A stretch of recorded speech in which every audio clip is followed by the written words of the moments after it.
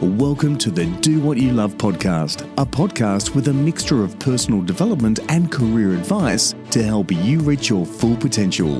Now over to your host, Life Purpose Champion, Amanda Heal.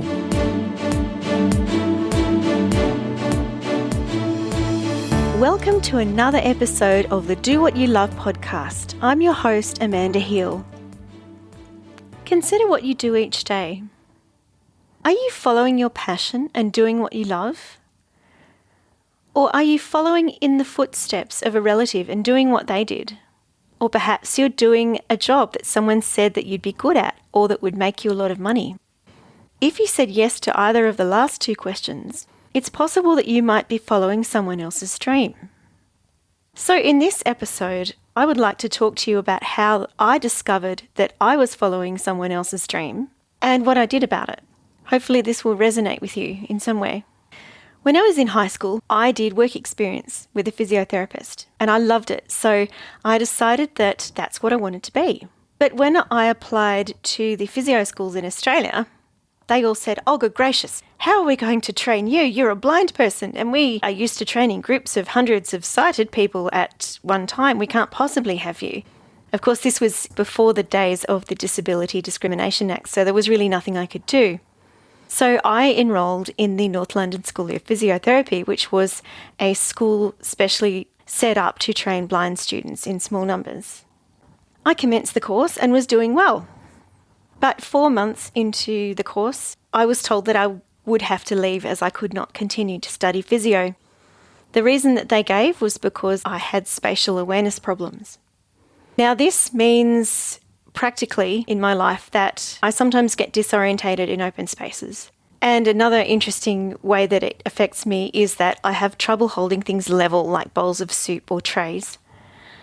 But really it doesn't affect me that much. But the excuse they gave was they said, "Oh, look, you'll never be able to work in a big gym or in a swimming pool or in a big hospital," that kind of thing, which is crazy because most blind physios qualify and then they go into private practice anyway. But I think there was a bit of a political agenda behind that, which I never really quite understood. But before I came back to Australia, I stayed briefly with my aunt in England, and I remember sitting in a lounge room late one night saying, "What can I do?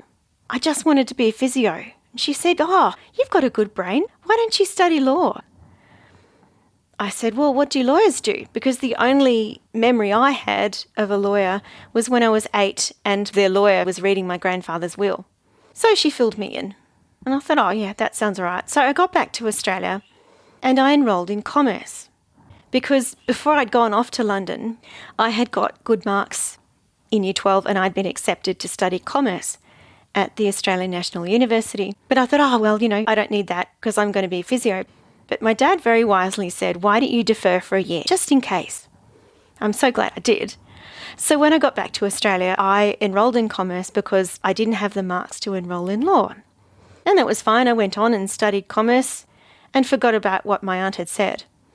Until second year when I enrolled in a law subject and loved it. Then I remembered what my aunt had said.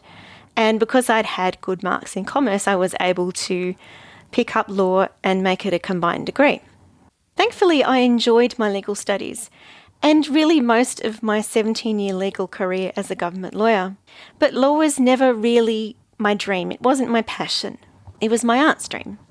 And my darling aunt, really, all she wanted was for her grandchildren and her nieces and her nephews to get into good professions. And she succeeded.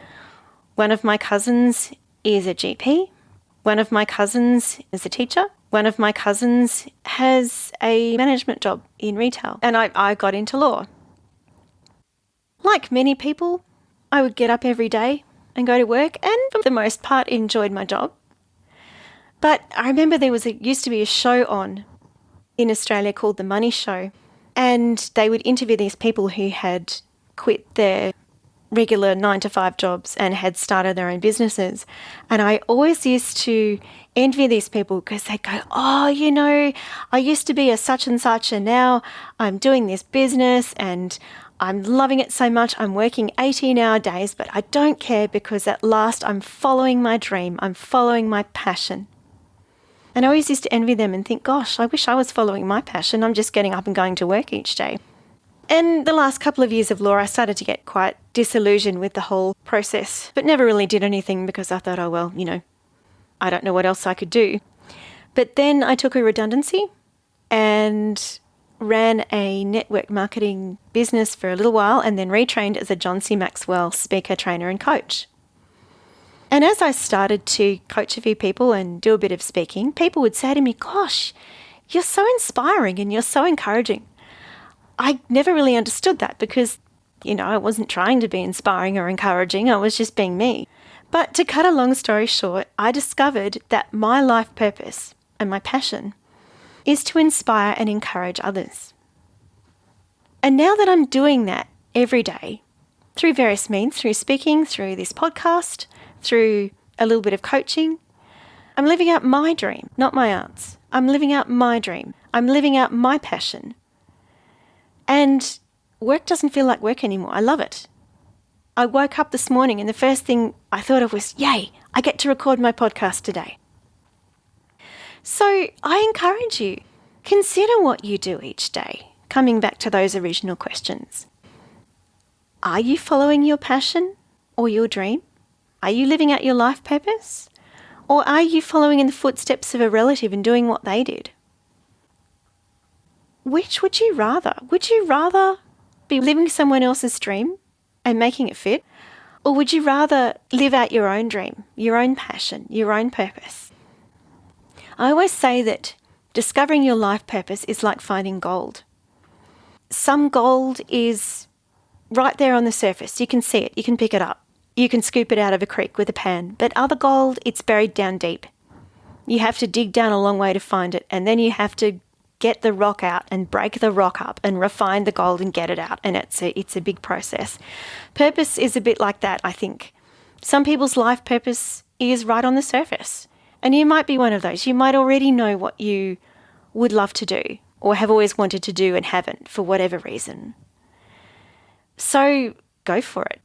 But if you're one of those, like me, whose purpose was buried down deep underneath a whole lot of life and worries and circumstances and doubts and fears, and it had to be dug up, and I'll tell you that story some other time. In fact, you can hear that story in episodes 1, 2 and 3 of this podcast.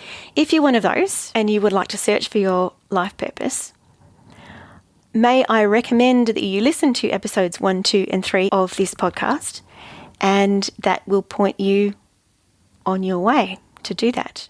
Now, I hope you've enjoyed this episode of the Do What You Love podcast. Until next time, have a great day and do what you love. You've been listening to the Do What You Love podcast with Amanda Heal. Feeling unfulfilled and frustrated and unclear what to do next? Access Amanda's Are You Living Out Your Purpose quiz and resources to get you started on your journey to doing what you love at www.purposevisionfuture.com. That's purposevisionfuture.com.